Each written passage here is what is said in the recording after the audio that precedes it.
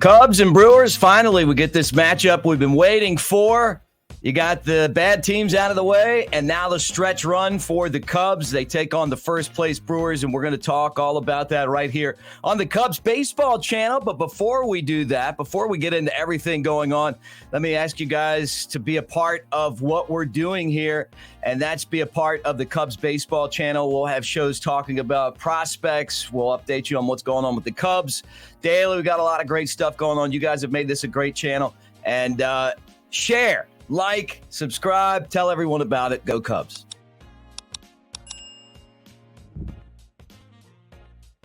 All right, I'm Mick Gillespie. What do you say, guys? Let's get into it. We got a lot going on right now as far as the Cubs go, and we really have to start with just how good this team's played.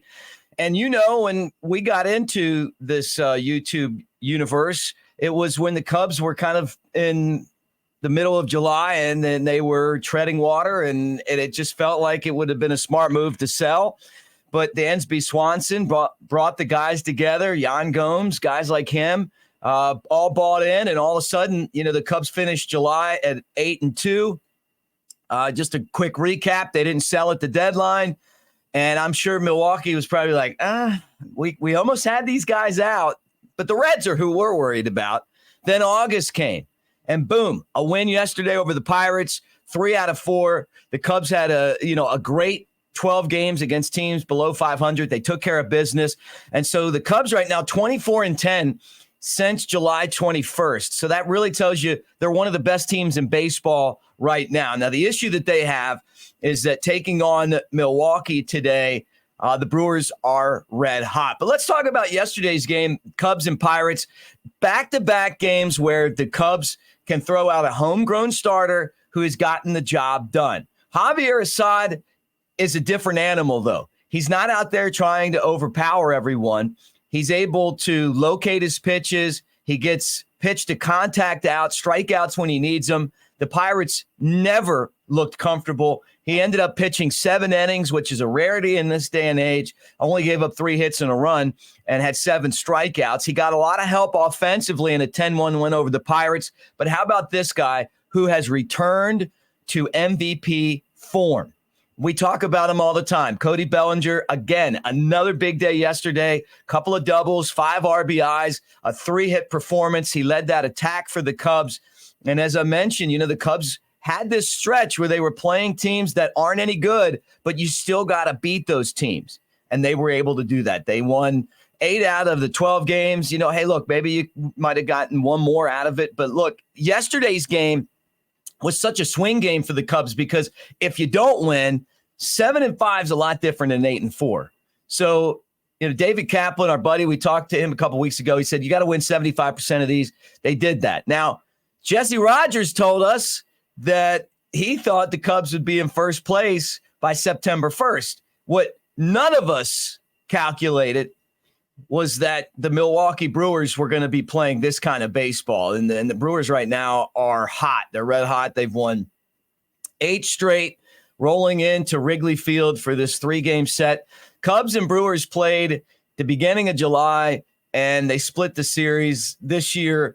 Milwaukee and the Cubs pretty much 500. The Brewers with one more win than the Cubs. And this is the last time that these teams face. You know, like in the past, it's been like you have the teams in your division and you play them a lot. But now that, you got everyone on the schedule, they've cut back these divisional games. And so this is the last chance for the Cubs to pick up some ground against the Brewers. And so let's talk about a couple of things here. And first, before we really get into this game, I want to pull up the standings and kind of see what we got here. And in the division, the Brewers, who have won 8 straight, haven't pulled away from the Cubs. Don't get me wrong. They haven't pulled away. But I'll tell you, for them, winning now was the best thing that could have happened because the Cubs are charging. And the Cubs have won 7 of 10. And they lost a half a game because the Brewers have won 8 straight. So, and 8 out of 10. So, you lose one game in the standings, even though you won 7 out of 10. But you can see right there, the Cubs are 4 back. Now, what makes this a pivotal series, if someone gets a sweep, it really could start to determine how the NL Central is won or lost, right? So for the Cubs, if they sweep the Brewers, so they'd only be a game back, and that would lead them into this weekend series against Cincinnati, including that doubleheader on Friday. But if you're the Cubs and you get swept, then it's trouble. You can't get swept. You'd be 7 games back. So, most likely what'll happen is Cubs will win 2 out of 3, being that they're the home team and these teams are about even. But you gotta take them one game at a time. And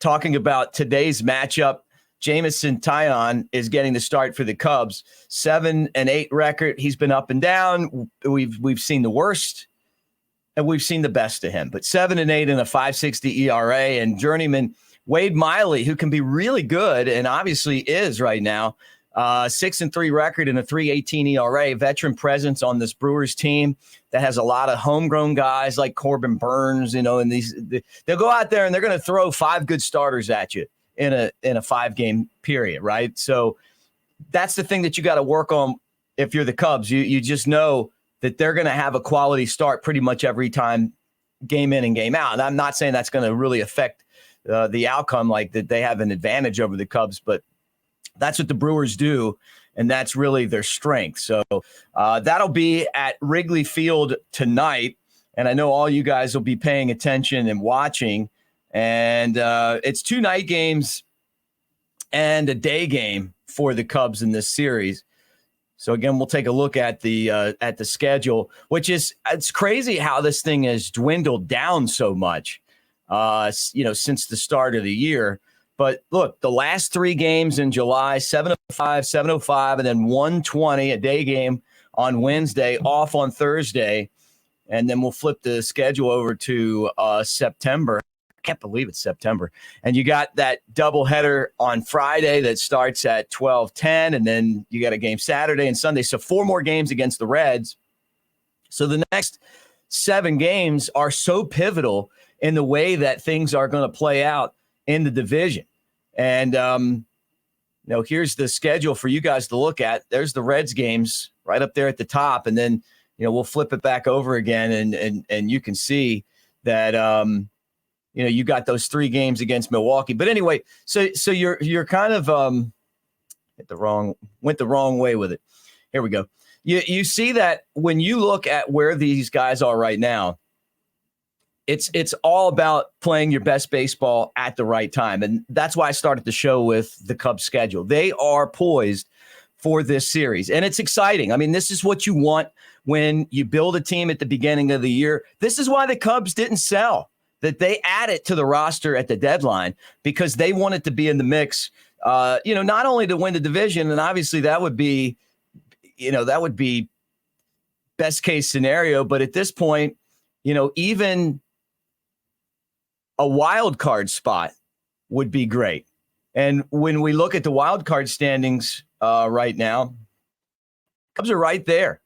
I mean, you're talking about the second spot, and Arizona, who's gotten hot here lately, has nudged ahead of Arizona, and then the Reds are in there. What's crazy is that the Cubs and Arizona and the Giants and the Reds are all going to be playing each other here, which is nuts, right? Cubs have all these teams on the schedule except the Phillies down the stretch. Some of them for a couple of series, like Arizona. Going to see them twice, San Francisco. So the head-to-head matchups could make you or break you moving forward. But, with the Cubs right now, a half a game up gives you just a slim bit of margin, and really they're really a game and a half ahead to get into the playoffs.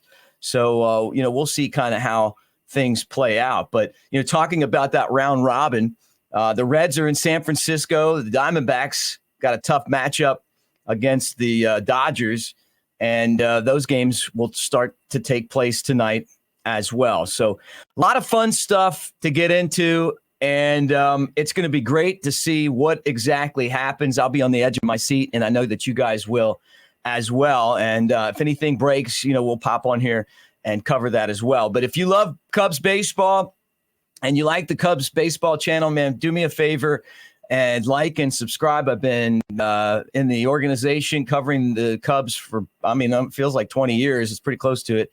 And I've been a Cubs fan since Harry Carey and Steve, watching them on WGN. So I'm one of you guys. I just want you to hang out with us on our channel here and be part of it. I know there's some other really good channels out there as well. Not telling you not to watch those. I know in the comment section, sometimes you bring that up. Hey, that's fine. That's what it's all about. Look, it's YouTube. It's not like we got a 24/7 network here. We're just throwing out some shows every once in a while, and we want you guys to know how much we appreciate everyone. Hey, I've got those Jody Davis baseball cards. He sent them to me this offseason, and I'm giving those away. I've given a couple of them away. I've got, I don't want to say a stack, but we got a few of them. Jody Davis, of course, a great Cubs legendary catcher. And you can win one of those by doing really easy stuff. Just make sure that you're a subscriber. Make sure that you like the video and comment on the video. And that's all you got to do. All right, well, we'll see what happens tonight. Go Cubs.